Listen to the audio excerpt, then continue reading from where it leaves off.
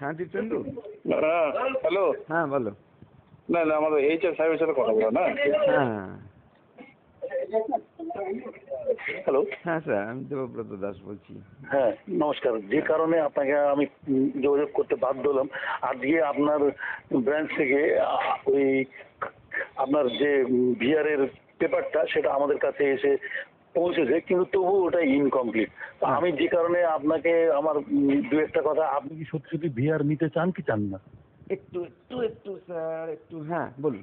একটু ডিস্টার্ব দিয়েছিল। হ্যাঁ, আপনি কি ভিআর নিতে চান না চান না? হ্যাঁ চাই। Very good.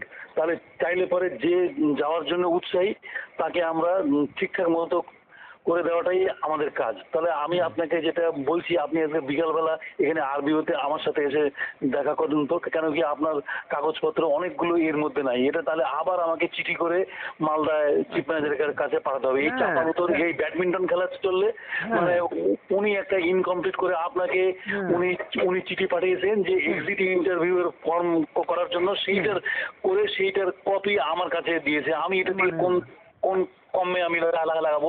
এগুলো কাগজ যদি আমার কাছে ঠিক মতো না হয় তাহলে কিন্তু আমি আবার একটা ফরওয়ার্ডিং করে আর্মি স্যারকে দিয়ে সই করে আবার মালদা ব্রাঞ্চকে পাঠিয়ে দেবো। কিন্তু আসলে এই পিংপং খেলার মধ্যে আপনার ভিআরটা কিন্তু আটকে যাবে। আমার যেটা সেই কারণে বললাম, আপনি যদি ভিআরটা যদি একদম কনফার্ম নেবো আমি।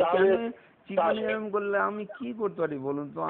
আপনি সোজা এখানে আরবিওতে আসুন, এসে আমার সাথে দেখা করুন না, দেখা করুন করে আপনার HRMS এর পাসওয়ার্ডটা খেয়াল করে রাখুন। আমার মেশিনের পাশে আপনাকে আমি বসিয়ে নেবো। আমার যে যে কাগজগুলো প্রয়োজন আপনাকে আমি মেশিন খুলে দেবো, আপনি গিয়ে ওটা বের করে আমাকে দেবেন।